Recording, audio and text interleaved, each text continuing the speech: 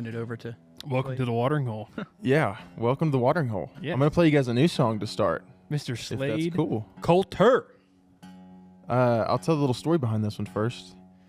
We were playing some shows up in Kansas and Nebraska, and the rig we travel around in was broken down in the shop.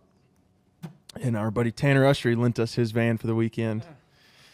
And we took it up and played in Nebraska and had to drive through the night to make it to the next show in Texas. And You know what they say about Kansas and Nebraska, right? what's that? There's not a nickel's worth of difference of that between Kansas and Nebraska. Well, Little song reference right there. That nobody will get. It's not even. It's an unreleased damn Quail song. I got you. I'll share it with you later. Don't worry. Well, anyway, his van broke down on us, and we were stuck on the side of the road in the middle of the night, somewhere in, I think, northern Kansas. And He really gave you the junker van. oh yeah, he for sure did. I think he set us up. Here's my backup van. You can have it. Yeah, dude. Anyway, so we're stuck on the side of the road in the middle of the night in Kansas, and I wrote this one on the side of the road. It's called Lucky.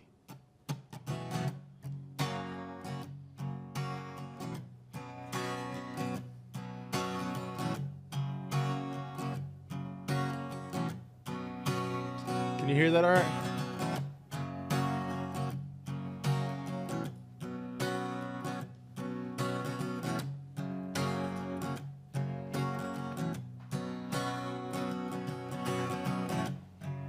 We'll do the extra long intro. Cool.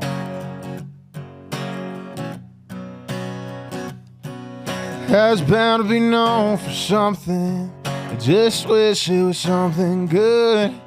I could fire a gun trying to put out the sun and still shoot myself in the foot.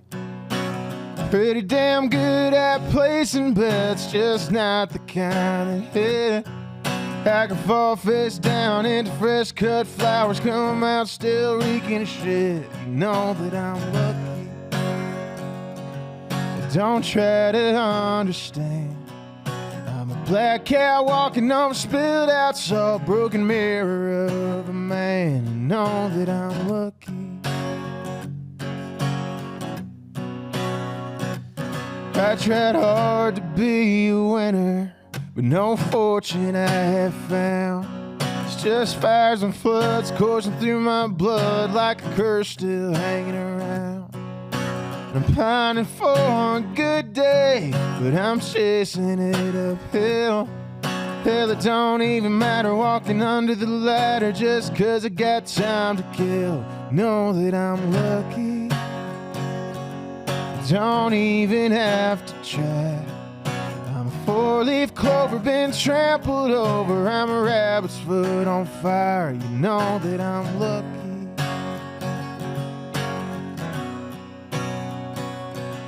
And I'm a stone's throw now from breaking down with a dozen hours to go. I asked life for a favor and she gave me the ice-cold shoulder of the road. Damn it, I'm lucky. Don't try to understand.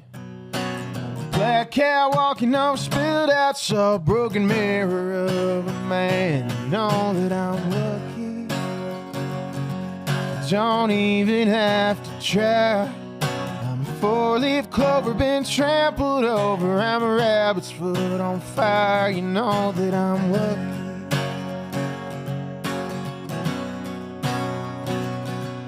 Yeah, I'm lucky.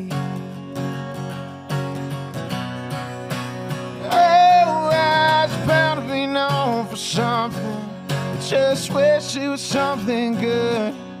I could fire a gun trying to put out the sun and still shoot myself in the foot. I'm pretty damn good at placing bets, just not the kind of hit. I could fall face down into fresh cut flowers, come out still reeking shit. Know that I'm lucky.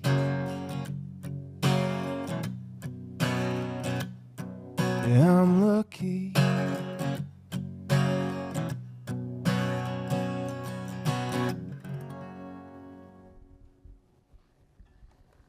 All right. That was Thank you. fantastic. There you go. Yeah, thank you guys.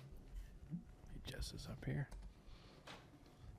Thank you for joining us today. Seriously, I've been looking forward to this one for a while. Yeah, you can ask Rhett. Like, you've been one of the artists that I've been like, man, we put him on our list. We need to get him sometime. And you just we haven't been cross paths in a while. I don't know if you've played Oklahoma recently. I don't think so. Man, we haven't. I'm trying to think the last time we were up there. Not in the last few months, surprisingly. We're usually up there quite a bit. Mm-hmm. We may have done Gillies the last time we were there or something. Okay. Over in Choctaw. Yeah. I don't know. I love going up there, though. Yeah. I can't believe we haven't crossed paths till now. But that's one of the cool things about this festival is kind of getting to run into everybody. So exactly. Thank y'all for having me. And it's like there's this like group, and we say this every time we have someone from the group and we get them on that we mark off. It's like Parker Ryan, mm-hmm. Jacob Stelly. Who else was it? Now you're gonna make me think here. Well, you got like Jordan Nix. Yep. Basically, like more. the Lubbock group that I know of. Yeah. Like Cole Barnhill, like Barnhill. that type of. Yeah. For sure. Yeah. So it's like there's like all these like Texas artists mm-hmm. that we've like been wanting to get, and you've been on that list for a while, and we're happy to have you. Well, I'm happy to be here, man. This is cool. So shout out to the obviously the MusicFest for having us out. It's been fun up here so far, and shout out to Deep Eddy Vodka for letting us crash the penthouse up here and do some episodes. Yeah, I mean, this is sick up here. So you play you don't play another show till Friday, right? That's right. Yeah. So you're just kind of taking it easy this week. Yeah, I'm trying to do my best to take it easy. It's hard to do up here. There's a lot of stuff to get into. Yeah. You know what I mean? And a lot of bad influences. So. What's been like, is this your first year at? Hey guys, Rhett and Jagger here. Just want to take a quick second to say thank you to CH Lone Star Promo for all of the amazing work they do for us and they can do for you. For example, they made these fantastic new logos for us that we're going to be running across all of our social platforms in 2026. On top of that, they made us a custom tablecloth for the podcast, which they can do for your business. And they make all kinds of fantastic merchandise. Shirts, hats, hoodies, socks. Anything and everything you might want. They Underwear, even wrap perhaps? Underwear. They even wrap semis. You just go ask one of your favorite artists, Tritic Revival. They're big fans of CH, just like we are. And I think you will be too. So go check out CH Lone Star. That is CH Lone Star for all your merchandising needs. And they will get you taken care of. We'll have their link right down below in the description. Go check them out. Tell them we sent you, and they will hook you up. Huge thank you to CH Lone Star for sponsoring this podcast. No, this is, I think this is year 4 for me of playing it. Nice. And then I think it's my 5th time coming. Okay. I can't remember, somewhere in there. So what's been like one of your favorite experiences that you've had at MusicFest? Oh, man. There's so many to choose from, but honestly, I mean, just getting to see like all my friends in one spot, because like being all of my best friends for the most part are all touring musicians mm-hmm. too, and you know, there's maybe only 1 or 2 times a year where we're all in the same spot and actually mm-hmm. get to hang out and catch up. So that, I mean, that's my favorite part of it every year. Man, there's so many good memories up here though. I remember one of the first like live sets that I watched that I was just absolutely blown away by up here was man, this would have been maybe 2020 somewhere in there. Shane Smith and the Saints in the Big Tent. It was the first time I saw them live, and they came out and doing like, you know, the 4 and 5 part harmonies and just rocked the place. And that was one of the ones that made me fall in love with that band for sure. Mm-hmm. But I mean, there's so many different experiences like that up here. You get to see so many talented artists and so many great shows. Mm-hmm. So yeah, it's hard to choose one. Yeah. You know, mm-hmm. At least I saw Shane Smith for the first time at Calf Fry. I think it was 2 years ago. Yeah. And I was a big Shane Smith and Saints fan before then, but I'm a huge fan of them now. And Shane came on our podcast then too, and he's just such a cool guy to talk to. Yeah, for sure. And man, they write so many great songs. And I'm a huge fan of their Northern album too. Yeah, I mean every record of theirs is fantastic, and they're like one of the few bands to where like their live performance is even better than their records, and their records are phenomenal. Yes. But like something about seeing them live and how well they execute that set, and just they're fantastic. Yes, for sure. So, we just came into 2026. In 25, were there some shows for you that stood out? Like, you got to open for some people in some cool venues, or even some shows you were headlining. Like, what was the highlights of 2025? For sure. We got to do our second headlining show at Billy Bob's. Billy Bob's is always it's a huge honor to be there. Shout out Robert. That's right. Yeah. That was a huge one. We capped off the year with opening for Treaty Oak at Dickey's Arena. Mm-hmm. And that one was wild.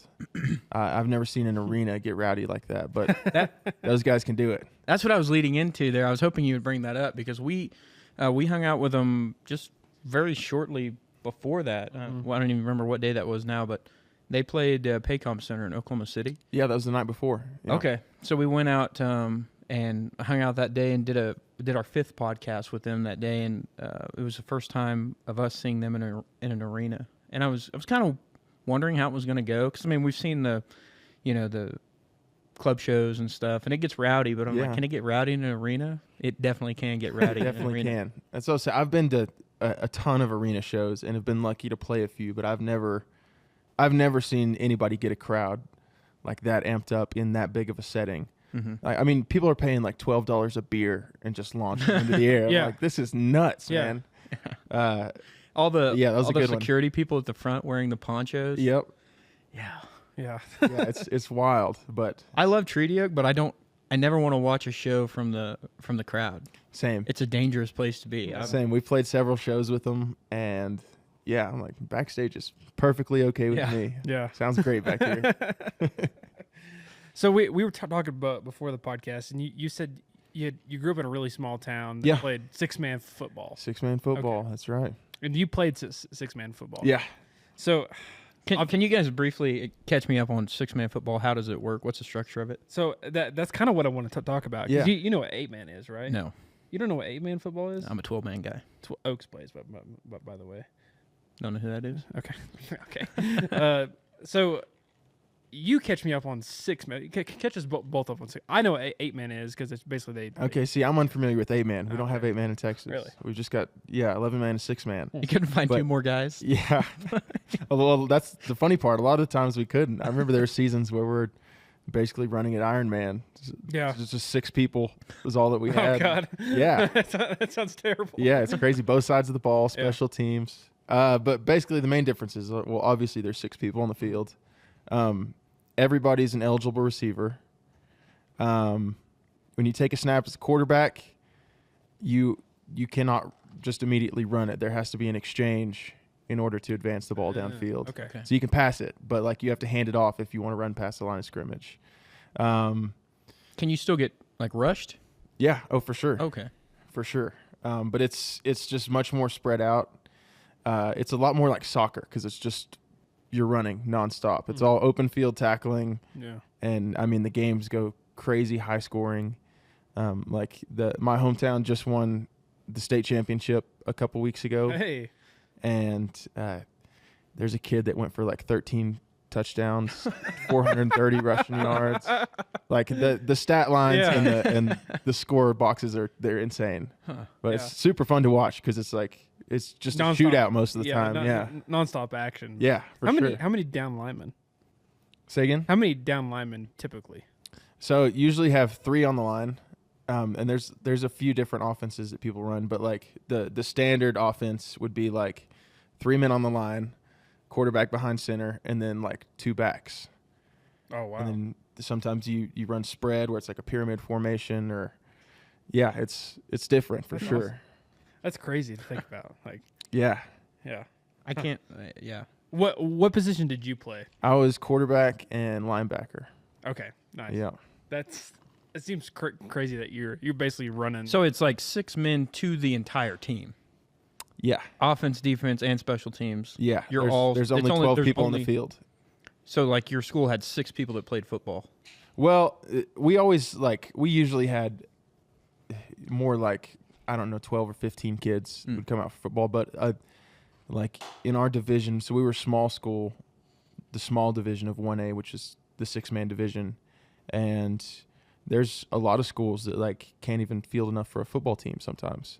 Like so they don't even have 6 kids to come play and have to forfeit the season, or the dads in the stands are like, "Oh, put me in." Yeah. Yeah, I remember in like junior high and stuff, some of the other teams would have girls playing just so they'd have like a girl on the field just so they could have enough people to play the game. Wow. And, yeah, it's pretty wild. That's crazy. That's insane. So growing up, what were some of your like influences when you weren't playing 6-man football and you're like, I want to start doing music? What were some of your influences? Yeah, so my dad, we grew up, he was always playing music for us.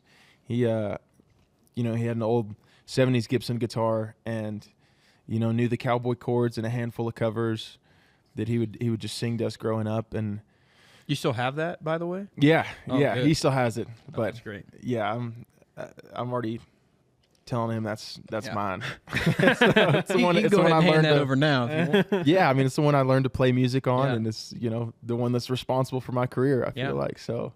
Hopefully he feels like he wants to leave that to me one day. That's a wall hanger for sure. For sure. Yeah. Whenever he goes on and becomes a part of the Country Music Hall of Fame, that's the guitar they put in the case. That's right. Yeah. Hopefully one of these days. That'd be pretty cool. But no, I have a huge family. I've got 6 sisters and a brother, and enough for a football team. It's enough for a football team. That's right. They're like, the Coulters are moving to town. That's good news. Yeah, it's funny because like my family is like half the town pretty much. No, but my older sisters were, they're twin sisters and they're 5 years older than me. And so I was always wanting to listen to whatever they were listening to, and trying to hang out with their friends and, be with the older crowd because it's cool when you're a little kid, you know what I mean? And so I listened to a lot of like the pop punk stuff from them, like Secondhand Serenade and Mayday Parade and Paramore. And, I learned a lot of those bands and stuff from the stuff that they were listening to growing up. But they were also big into like the Red Dirt stuff. They liked Ragweed and Stoney LaRue. And so I learned a lot of music, just hanging around them and listening to what they were playing. And then on top of that, my mom and dad are both big on classic rock. My dad like loves the 70s rock and so it was a super like diverse upbringing music wise because we kind of listened to anything and everything. And it wasn't until I got like in my later years in high school, like junior and senior year, when I decided I wanted to try to play music, and kind of just all went from there. Yeah. So yeah. Do you remember the first song that you heard that like kind of hit you like, wow, that's a great song. I want to play that, or I want to sing that, or? Yeah, the first one, like I remember the first song that like ever just took me back lyrically is Down the River by Chris Knight. And it's like one of my favorite songs to this day. My brother Walter. Oh. It's in a fight the week before. Man. I was just showing him that song not too long ago. Yeah. Fantastic song. But that's like one of the first songs I remember listening to with my dad, and it has like a plot twist at the end, and it's a whole story, and you see the imagery and you picture it. And it's like, man, I want to learn how to write songs like that. Yeah. So Chris Knight's always been one of my huge influences. Mm-hmm. One of my favorite Chris Knight song, not performed by Chris Knight, but favorite Chris Knight written song, Hammer Going Down. Oh, yeah. But do you know who Joe Stamm is? Yeah.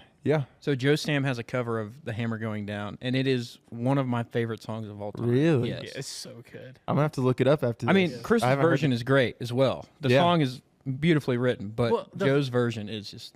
The hilarious thing, too, is like, I think Chris wrote it for a movie. I forgot what movie it is. Do you remember what I don't remember. It's for a movie soundtrack. Mm-hmm. And it's such like a weird, like obscure thing to be like, yeah, I'm going to cover that. But if you meet Joe, you'd be like, yeah, that makes sense. You would cover that song, wouldn't you, Joe? I love that kind of stuff. I love when people cover like the B-side cuts or something, like the deeper cuts, and bring some attention to them. I'm definitely have to check that one out. It was like the, speaking of covers, it was like the... What's up, guys? Jagger and Rhett here with the Watering Hole Podcast, and we just want to tell you about our next sponsor, and that is Double B Hat Co. Bryce over there at Double B Hat Co. hooks us up with all of our hats that we wear on the podcast. And we can't say thank you enough to Double B Hat Co. Go check them out. They've got the best hats. You'll see all the artists around here wearing them. You got Treaty Oak. You got Gannon. You got all the ones that you love wearing Double B Hat Co. You know why? Because they're the best. And you can't say anything other than they're the best. Go check out Double B Hat Co. Double B Hat Co. right now. Go do it now. Jagger's wearing one of the hats. As always, know why? Because they're the best, Rhett. Link in description. Go check them out. Silverado. Oh, yeah, that we talked about. Yeah. The Way. Hey, have you heard Silverado's cover of The Way? No. So, oh I haven't. gosh, it's so good. I feel so dumb not having Do you heard know these. the song "The Way" by Fastball? Oh yeah. Yeah. So they covered that song, and it's like one of their like bigger songs, and it's such a cool like story behind it too, and I mean Man. being online, I have you seen Mr. Ballin? Like Oh, yeah. his short? Oh yeah. Big on He Mr. tells the Ballin. story of the song, like how No kidding. how it became, and I didn't know it was a cover until I watched that, and I also didn't know the story behind it until I watched that, and it's such a cool story too. Yeah, I feel dumb because I don't know the backstory, and I didn't even know Silverado did a cover of it. So Yeah, I got some homework to do. we'll have a little listening session. Yeah. After the podcast, we'll just start playing all the songs. So what's your favorite place to go around and play? Like, is there a venue close to home, or maybe it's far away that you're like, every time you see that one coming up, you're like, yes, I get to go back there? Yeah, for sure. I mean, any of the historic venues in Texas are always my favorite. You got Green Hall is always fantastic. Billy Bob's. So what's the cap on Green Hall? I believe it's around 800. Okay, so it's So- a smaller somewhere around there. Okay, Yeah, relatively. yeah. It's not an arena. Because or we anything, for hear sure. so much, you hear so much about it, but we haven't been down that way, and I'm trying to like compare it in my mind to places we've been. Or Yeah, it's hard to find something to compare it to, just because it's so different from everywhere else. Mhm. I mean, it hasn't changed yeah, in 100 years or whatever. Mhm. It's literally just like an old wooden barn dance hall, and yeah, it's great though. I would recommend going in like late fall because it gets hot. Yeah, I've heard they don't have any like AC or anything. Oh no, it's Yeah. really like all original. Yeah. Yeah. It's- wow. I forgot who was telling us that, but yeah, I've heard they don't have any AC or nothing. They They're do push a couple swamp coolers in there to try Yeah. to cool it off, but yeah, it gets pretty sweaty in the Yeah. summertime. I've heard like William Clark Green's like live album that he did from Green Yeah. Hall, and it always sounds great. And it's like we have this list of like venues we want to go visit in Texas because we've been doing this podcast for like 3 years, and we've hit most of like the big venues in Oklahoma, like Canes and like now Paycom Center, and then the Tumbleweed and Yeah. stuff like that. And then we went down and did Billy Bob's like last fall. Yeah. We interviewed South Hall there, and but we've been wanting to go and do like Blue Light, Green, JT Floors. Like we got a whole list of like different venues to go. Those are And some just- great ones to start with. I'll yeah. tell you that. Ironic, we went down to Fort Worth to do South Hall because they're from Stillwater. Right. Reed made us drive 3.5 hours just to talk to him, you know, so a little shade there. Who were some of your favorites like in the scene as well? Oh, dude. Whiskey Myers for one. I saw a T-shirt. They're always one of my You favorites. just opened up a whole can. You should not have said that, Slade. No, man. That's the thing. It's hard to pick and choose favorites because like the longer you do it in the scene, the more you like become friends with a lot of the people. You know what I mean? Yeah. Just kidding. But it's cool, and there's so many artists that are a lot bigger than I am that have helped us out, like Coe and Parker and Treaty Oak, and people that have thrown us on 10,000 person shows that we really probably don't have any business being on, but it's it's really cool. So those are definitely some guys that I look up to and appreciate the music. Yeah. Before I go into some questions about your own songs here, Mhm. you mind playing one for us? Yeah, for sure. I'm gonna slow things down a little for this one. This is one I wrote with my buddy Travis Roberts, who's a guy out of Amarillo. If y'all don't know about Travis, you should definitely check him out. He's phenomenal.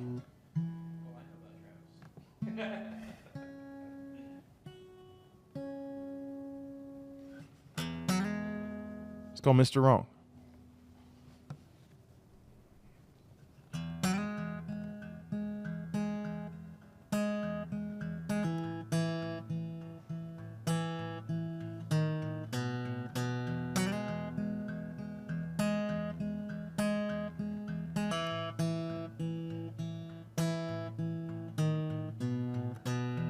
Heard you getting married in the spring.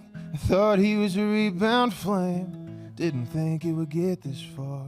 Can't say it didn't hit me hard. Always been one to take a punch. Never said I could take a bunch. Memories had a hell of a hand. I just didn't see this one land. When I bought flowers and I took you dancing, and I would drive you all night long. And I wrote you pages, and I sang your praises like some worn out gospel song. I did everything right, and I'm still Mr. Wrong.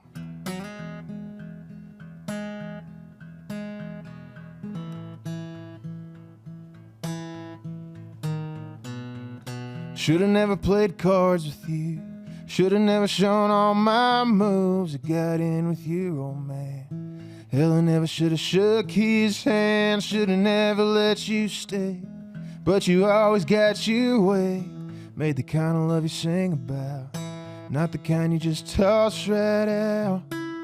Just like flowers and wasted hours. And we would stay out all night long with loving gazes.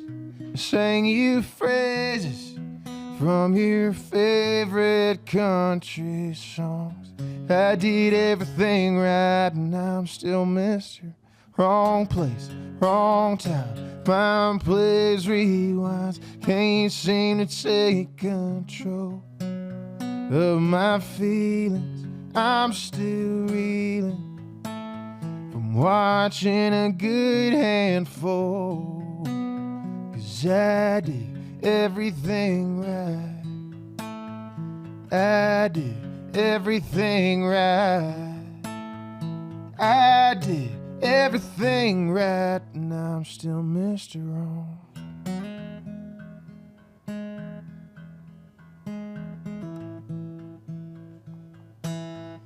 Mr. Wrong.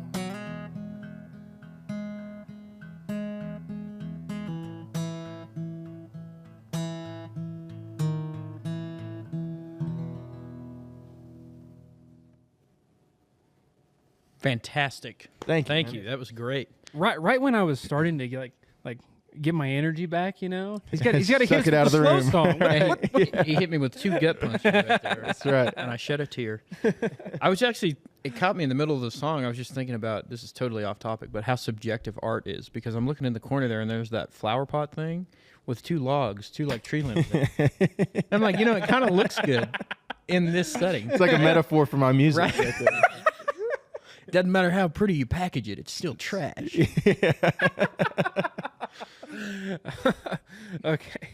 Sorry, I derailed us there, but basically that was what I was thinking. Damn it, I got to get us back on track now. But now, Travis, now I think we follow each other on Instagram, and he played like a New Year's show with you just recently. Yeah, we Okay. did it at the Blue Light. We've been doing that the last 3 or 4 years. We do like a New Year's bash every year. Cool.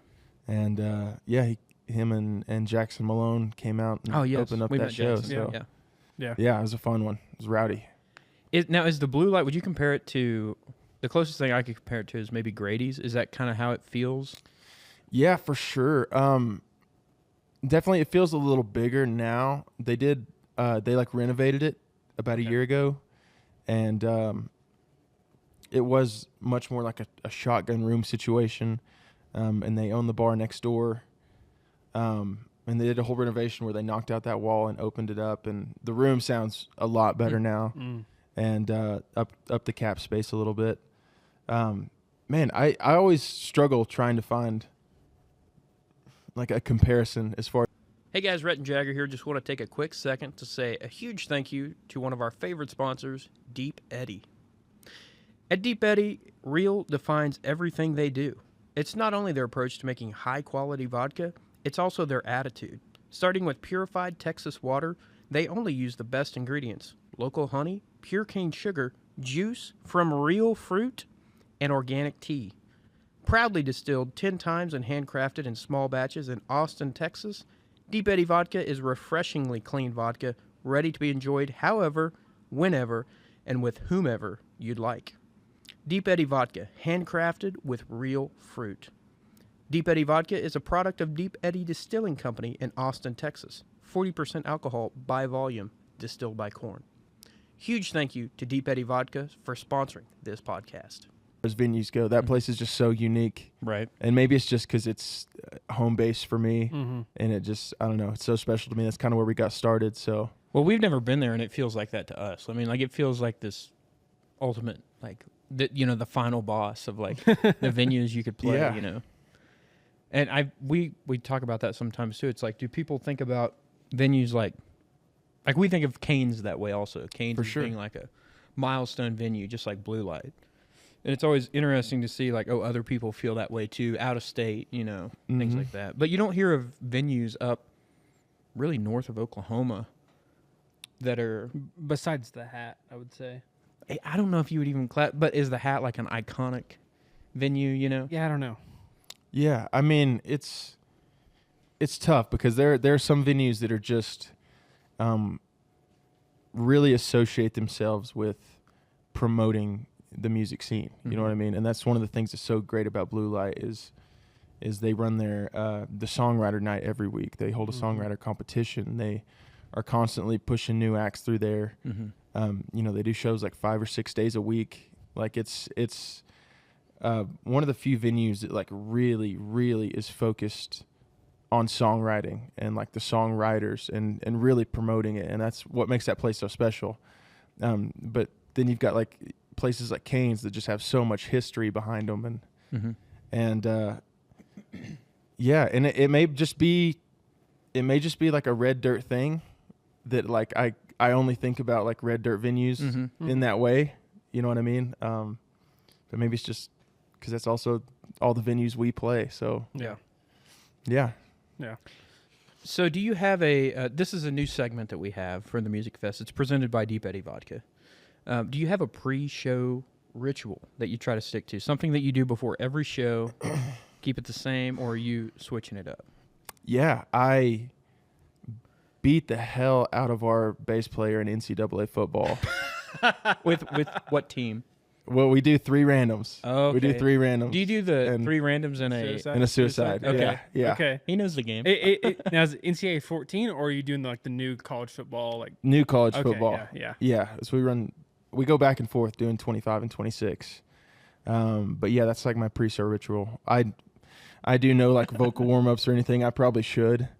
Get in here. It's time for your beating. If you ever want That's the about gas, it. We drink a couple beers and Yeah. I just thrash them in college football. If you ever want the gas, just let me know. I'll come in there and give you a run for your money. Oh, How about come that? on. Come on. You have to play with Oklahoma State, though. You have to play with 2025 You know what? Oklahoma Yeah. State. That's fine. I'll take my Raiders. That's fine. So, we were talking about this before, and I had to hold myself back because I wanted to save this for the podcast. Okay. I'll tell you why. Because I know Sam Canty is going to watch this, and he's going to be like, I want to know the story behind the song. So, 6-shooter. Yeah. Please tell me the story behind 6-shooter. Like, what went into writing the song? What inspired you? Like, Yeah, man. You're not going to like my answer. Damn it. It's all bullshit. It's just made up. I figured so. But was there like something? Did you see something on the news that you're like, okay, I'll write a song about this? No, it really started out with that guitar riff. And then I was like, man, what words could fit the feeling of this riff? You know, it's heavy. It's like grit. Southern rock, the Yeah. grit. You know what I mean? And so I wanted it to be a big story. And I was like, I don't have any murder-suicide songs, so Yeah. let's go with that. That's pretty much how it came about. Now, this song isn't a murder-suicide song. It's more of a, well, actually, it is a murder-suicide song, just not the way you think. Brother Joe by Old 60. Yeah. I love that song. Yeah. And that Six Shooter reminds me of that song, but in a different way. For sure. Yeah, I can see that.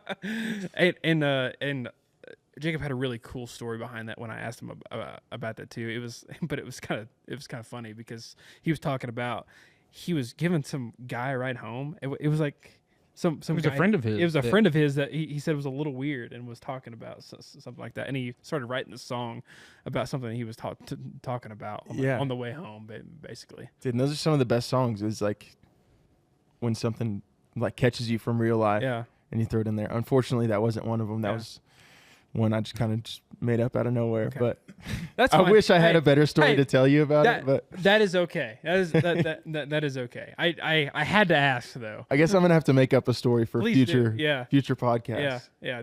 Whenever you come on again, I'm gonna ask you the same question, and I hope you have a different. All right, I'll make something up. Go do your homework. Yeah. So Slade, what do you have coming up in the next few months or first part of this year that you want people out there watching to know about? Yeah. Keep up with our social media. We're constantly adding shows. We've got some cool stuff. We've got some shows in Austin coming up. I am taking off some time in February because I've got a baby due here in like a month. Congratulations. Mm-hmm. Thank you very much. So I'll be taking 2 or 3 weeks off sometime in there. And unacceptable. But yeah, I think we've got some shows with Uncle Randy Rogers. Oh, very cool. Coming up. We've got we just added a lot more headline dates. But yeah, we're pretty much constantly posting about it. Yeah, that's about it, really. Sweet. We will link all of your links in the description so people can check you out, check out some shows nearby. Do you want to send us out with one final song here? For sure. Let's do it. I'm going to try Six Shooter. Yes. This is, You were hitting the guitar riff earlier. Perfect. Well, thank you. Well, this one's always one that's a lot easier to play with the full band, but... Well, the sun don't shine quite as bright lately. I guess I went a little heavy on the wine. No, it's never been an easy thing to break me. But lately this old world, it don't seem to mind.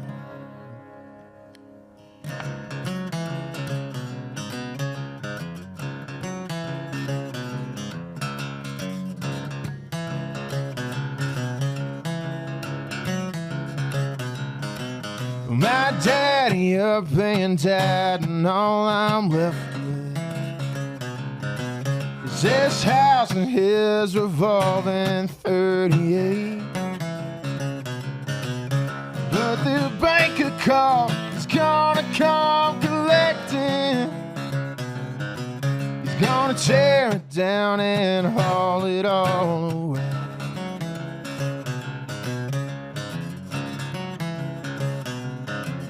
It's times like this that make me miss my baby. But she's been gone for 27 days. No, I never thought to be the one to hate me. But she can't love a man with nothing to his name. It's no good, worthless, stretchy, low down feeling. And I tried for way too long to make them see. So I'm counting now and loading up my reasons. I got 5 for them and 1 for me.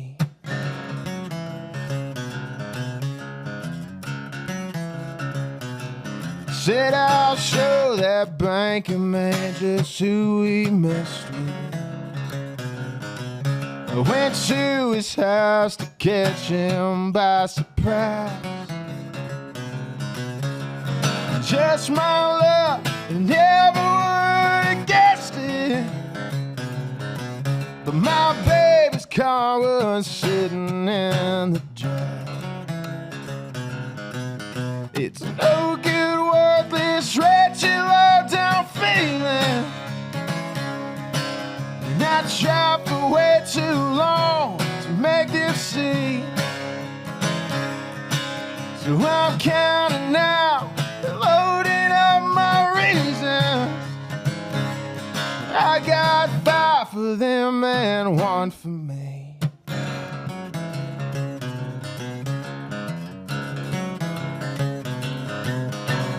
No good, worthless, wretched, low-down feeling. And I tried for way too long to make them see. So I'm counting now, loading up my reasons. I got 5 for them and 1 for me.